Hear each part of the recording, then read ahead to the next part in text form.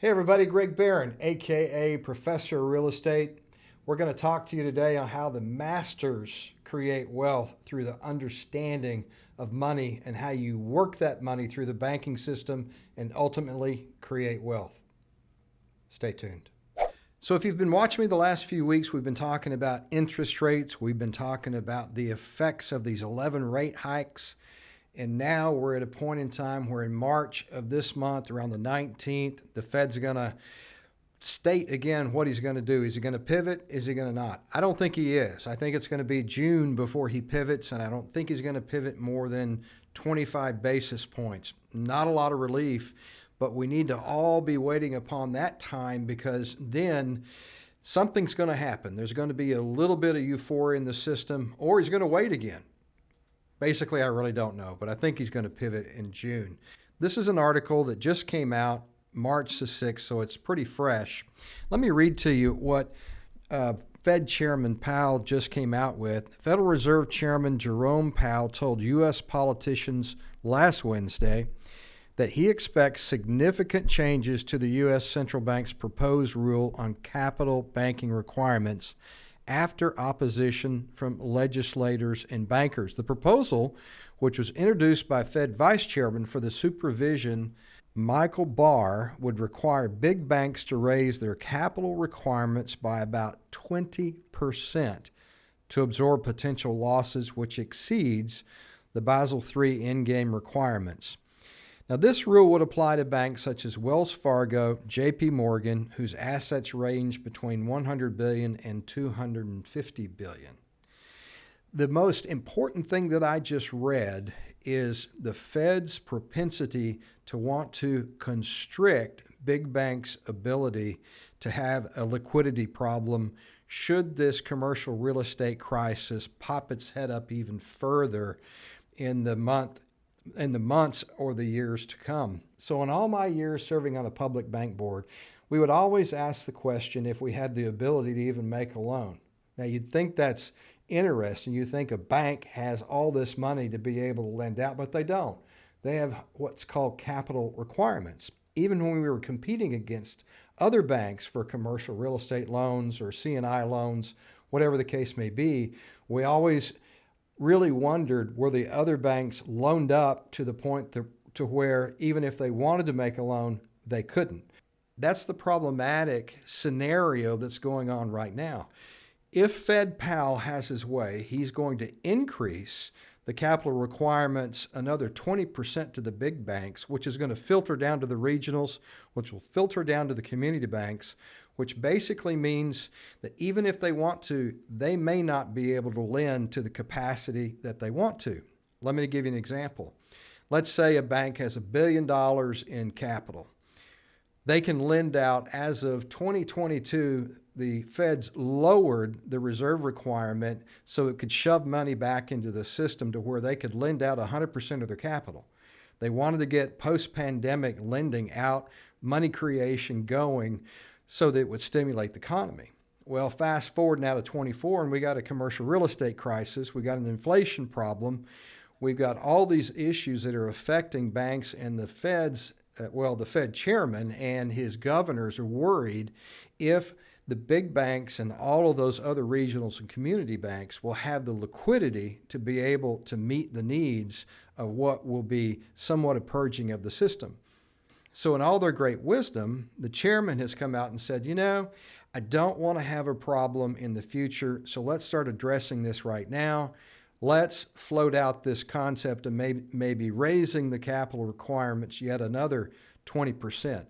Now, fundamentally, what that's going to do is, let's say that a bank is worth $1 billion, and let's say that they can, on any given day or month or year, loan out $1 billion. And I'm oversimplifying this. But if Fed chairman has his way, then let's shave 20% off of that, and now they only have $800 million, but they were already loaned up at $1 billion. You can see where the problem lies. When these problem loans start to mature, even if these holders of commercial properties come back in and say, we need to renegotiate, we need to refinance, the banks very well could be in a position to say, great, but we don't have the capacity. So we're teetering on some economic problems that they had to address from 2008 to 2011 when the Great Recession occurred. And they don't want to have to go back there and pump more money back into the system to prop up these banks and have yet another banking crisis. So on the one hand, it's a conservative approach from the Fed to say, we want to solve this problem now. On the other hand, we've already got a crisis, especially in the CRE market, in the office sectors, and some multifamily and some industrial, but primarily office, where values have been crushed. They have to renegotiate their loans. Now they need to refinance. They go back to the bank, and will the bank have any money? That's what the politicians are going to decide for us in the months to come. So now that I've given you a little bit of the bad news that's potentially down the road, let me show you how those that are masterful at wealth creation understand how money is even made, how it's not used, and how it's deployed in real assets like real estate to be able to create legacy wealth. So now that I've told you just a little bit about how banks work with their capital reserves, let me deep dive a little bit more into the economics of how money is actually made, and let me make it relative to you, and hopefully relative to you as a potential real estate investor, or explain some of the concepts that a lot of people frankly don't know. So let's start with the basic concept that you've got Main Street and Wall Street.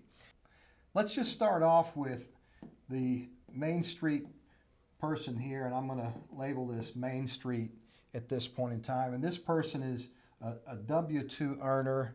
He's got a little excess money, or he's got a lot of money in some cases that he wants to place somewhere. So he gets a salary. Basically, that salary then is deposited in a bank.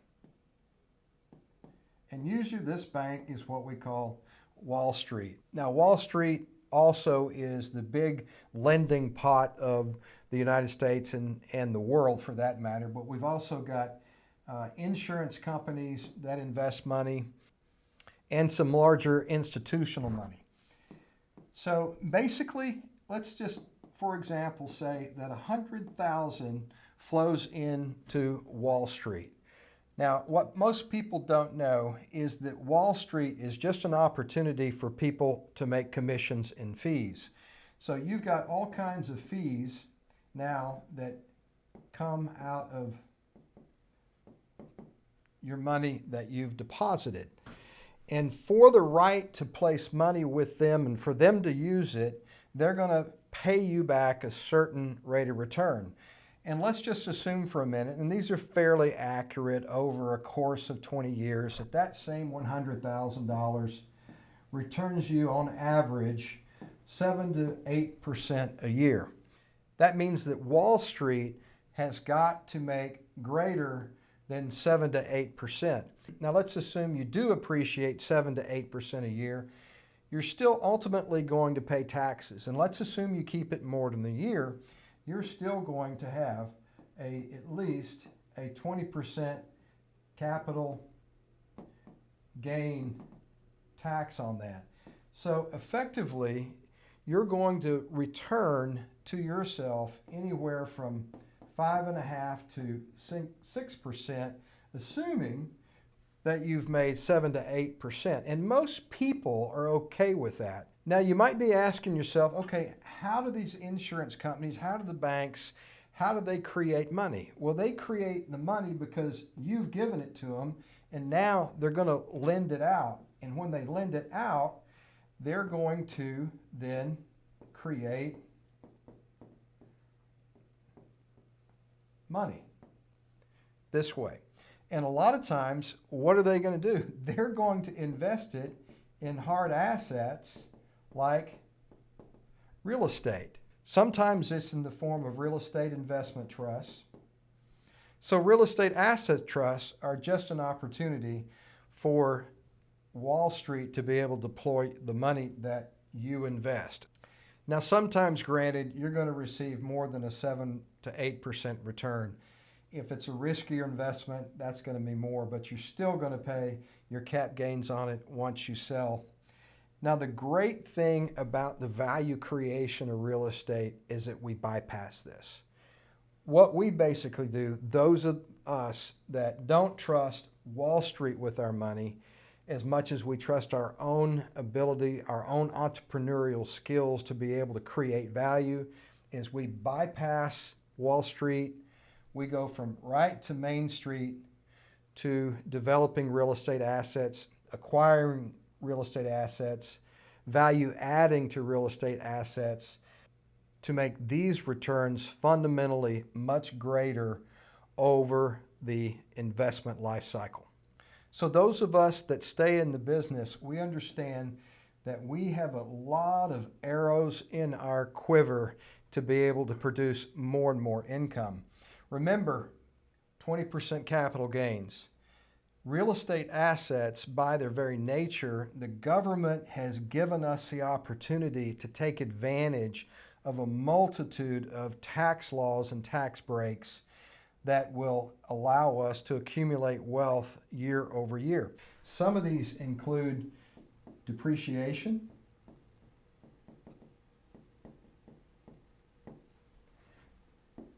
cost segregation,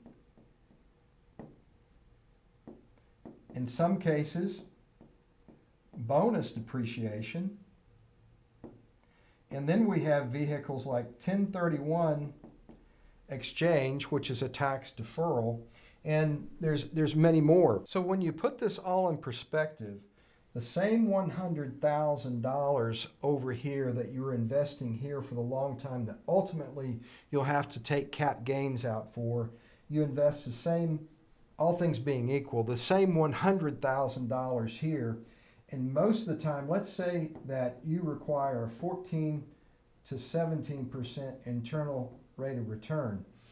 Well, by the time that you use some of these other arrows that they've given to you, you actually are going to forego paying your cap gain. And let's say that $100,000 is invested. You get a certain amount of cash flow every year off of it. And let's say that that's 8%. So that's $8,000 a year in imputed cash flow. But instead of being taxed on that, you would also take advantage of depreciation right off the top. And depending upon what kind of real estate you had, if you have commercial, it's 39 years. If you have residential, it's 27 and a half years. So it throttles down just a little bit. But ultimately, you're not going to have to pay what everybody else pays on typical cash flow because you're taking advantage of all of these things that the government has created for you to continue to build wealth, keep it, invest in something else. So assuming that this $100,000 is returned to you and year over year you've returned, let me just round it up to 20% because it's easier. Let's say you've earned, in addition to your original equity over 4 or 5 years, $120,000 is your original equity plus your internal rate of return. You can then pop in here and avoid any tax whatsoever and put it in a 1031 exchange, put the same equity back into it, and year over year, you pay no taxes at all. So even though your property appreciates in value, you're putting that back into your equity for future projects. This is how the wealthy are masterful at creating legacy wealth for generations.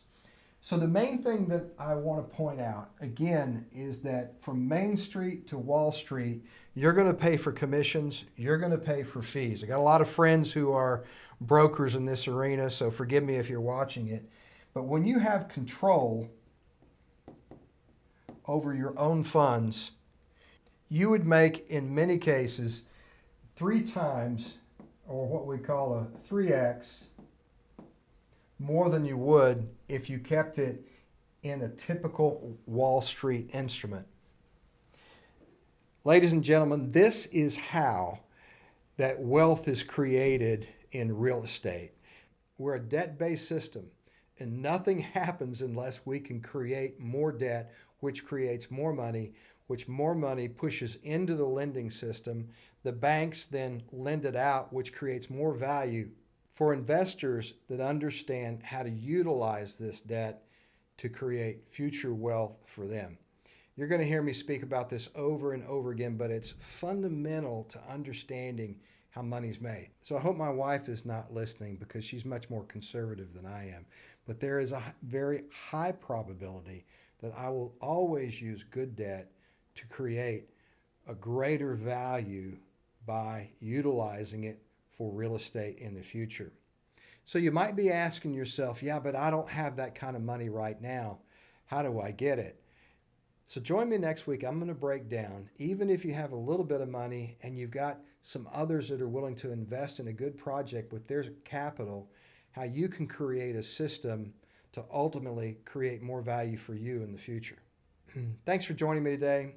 I hope you've learned a little bit about how money is created, how the capital reserve affect us as those who borrow money, and as always, educate, evaluate, so you can ultimately execute to increase your own personal worth. See you soon.